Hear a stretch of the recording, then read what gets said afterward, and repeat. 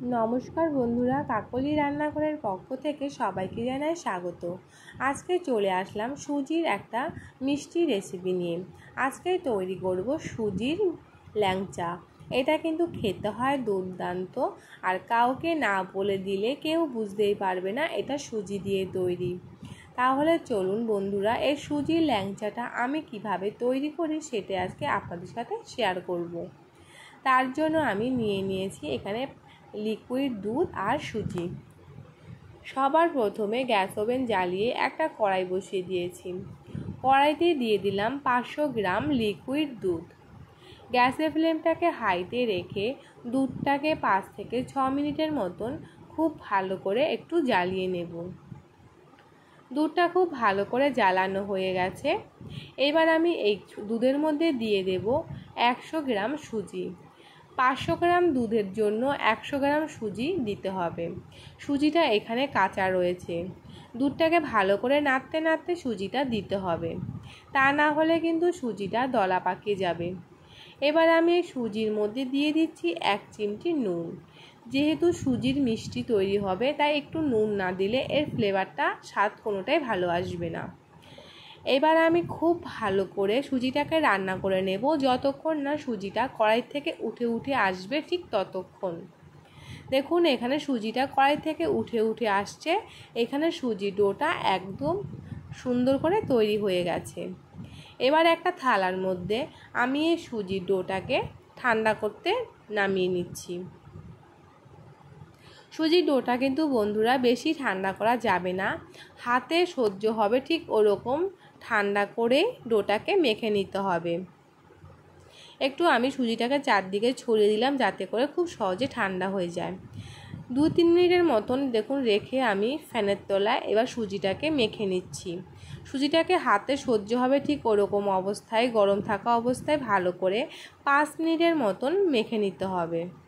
5 minute সুজিটাকে ভালো করে মাখা হয়ে গেলে এবার আমি এখানে দিয়ে দিচ্ছি ঘি।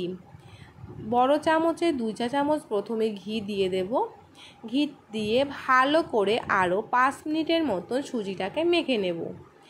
5 মিনিট সুজিটা ভালো করে মাখা হয়ে গেলে এবার আমি এর মধ্যে আরও 1 চামচ ঘি দিয়ে মেখে নেব।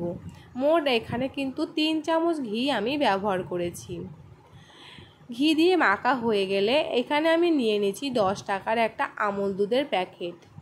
এবার আমি এই গুঁড়ো দুধটাকে অল্প অল্প করে সুজি ডোয়ের মধ্যে দেব আর মাখবো। একসাথে কিন্তু পুরো দুধটা দিয়ে দেব না, তাহলে কিন্তু দুধটা দলা দলা হয়ে থাকবে, এটা কিন্তু খেতে ভালো লাগবে না। তাই অল্প অল্প করে দুধটা দিতে হবে আর সুজিটাকে বারবার মাখতে হবে। ঠিক এইভাবে আরও 10 থেকে 12 মিনিটের মতন সুজিটাকে মেখে নিয়েছি। মোট এখানে সুজিটা 25 মিনিটের মতন আমি ভালো করে মেখে নিয়েছি। দেখুন এটা কিন্তু একদম সুন্দর করে ডোটা মাখা রেডি। কি করে বুঝতে পারবেন যে সুজির ডোটা মাখা হয়ে গেছে? তাই হাতে একটু ছোট করে লেচি কেটে এরকম গোল পাকিয়ে নেবেন। যদি দেখেন চারদিকটা না ফাটে, তাহলে ভাববেন যে একদম পারফেক্টভাবে মাখা হয়ে গেছে। যদি ফেটে যায় তাহলে আরও কিছুক্ষণ ভালো করে মেখে নিতে হবে।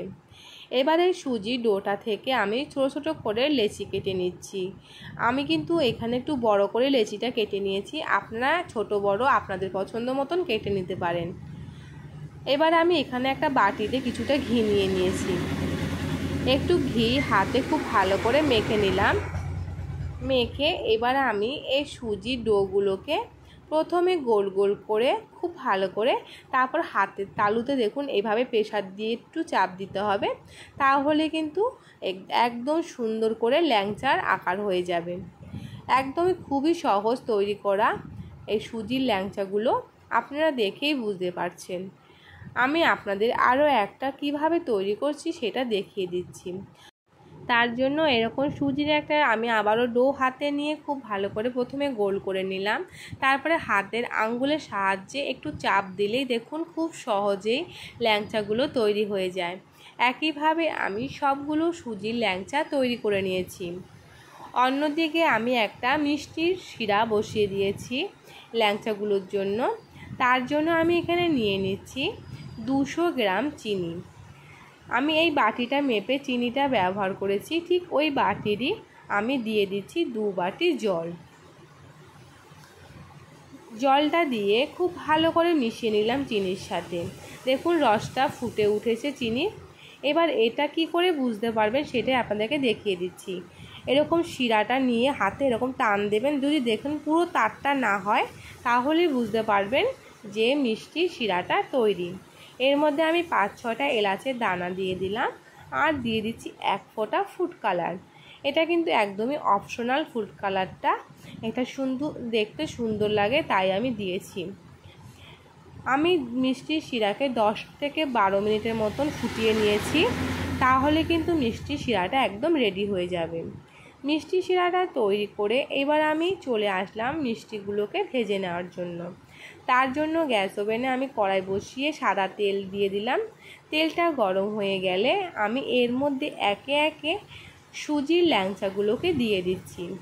গ্যাসের ফ্লেমটা কিন্তু হাইতে রেখেই সুজির ল্যাংচাগুলো ভেজে নিতে হবে, তা না হলে কিন্তু যদি আপনারা মিডিয়াম বা অল্প আঁচে ভাজতে যান তাহলে ল্যাংচাগুলো ফেটে যাওয়ার ভয় থাকে।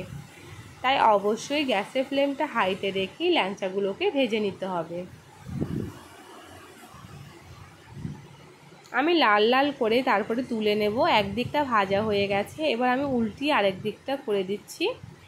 বন্ধুরা, এই সুজির ল্যাংচাগুলো ভাজতে বেশি সময় লাগে না, 5 মিনিট মতন সময় লাগে এক খোলা ল্যাংচা ভেজে নিতে। 5 মিনিটের মধ্যে একদম ভালো করে ভাজা হয়ে যাবে। এখানে কিন্তু সুজির ল্যাংচাগুলো দেখুন খুব সুন্দর করে লাল লাল করে ভাজা হয়ে গেছে। এবার আমি এগুলোকে একটা প্লেটে তুলে নেব। একইভাবে বাকি যে ল্যাংচাগুলোকে তৈরি করে রেখেছিলাম সেগুলোকেও ভেজে নেব। এখানে আমাদের সবগুলো সুজির ল্যাংচা ভাজা হয়ে গেছে বন্ধুরা। এবার আমি যে মিষ্টির রসটা তৈরি করে রেখেছিলাম সেই রসটা নিয়ে চলে আসলাম। এবারে গরম গরম সুজির ল্যাংচাগুলোকে এই মিষ্টির রসের মধ্যে দিয়ে দিচ্ছি। রসের মধ্যে দিয়ে কিন্তু এই ল্যাংচাগুলো 20 মিনিট রেখে দিলে রসটা চুষে একদম এক একটা মিষ্টি ডবল হয়ে যাবে। আর এটাকে বেশি সময় রেখে দেওয়ার কোনো দরকার নেই, 20 মিনিট রেখে দিলে এটা খাওয়ার জন্য একদম উপযুক্ত। 20 মিনিট পর আমি আপনাদের সাথে নিয়ে চলে আসলাম সুজির ল্যাংচাটা। দেখুন কতটা সুন্দর এটা ফুলে ডবল হয়ে গেছে। দেখেই বুঝতে পারছেন সুজির এই ল্যাংচাগুলো কতটা সুন্দর দেখতে হয়েছে। এটা দেখতে যতটা সুন্দর খেতে কিন্তু তার থেকেও বেশি টেস্টি। তাই আপনাদের যদি আমার এই রেসিপি ভালো লেগে থাকে এটা কিন্তু অবশ্যই একবার হলো বাড়িতে ট্রাই করবেন। আর সেটা কেমন হয়েছে আমাকে কমেন্টে জানাতে ভুলবেন না। ভালো লাগলে লাইক শেয়ার করার অনুরোধ রইল। আর যেসব নতুন বন্ধুরা আমার চ্যানেলটিকে এখনও সাবস্ক্রাইব করেননি তাদের কাছে অনুরোধ, অবশ্যই আমার চ্যানেলটিকে সাবস্ক্রাইব করে আমার পাশে থাকবেন এরকম নিত্য নতুন সহজ ধরনের রেসিপি পেতে। দেখুন ভেতরটাও কতটা সুন্দর লোভনীয় হয়েছে। তাহলে আজকে এখানেই বিদায় নিচ্ছি, আবার আসবো পরবর্তীতে নতুন কোনো ভিডিওর সাথে। ততক্ষণ আপনারা সকলে ভালো থাকবেন, সুস্থ থাকবেন। সবাইকে ধন্যবাদ।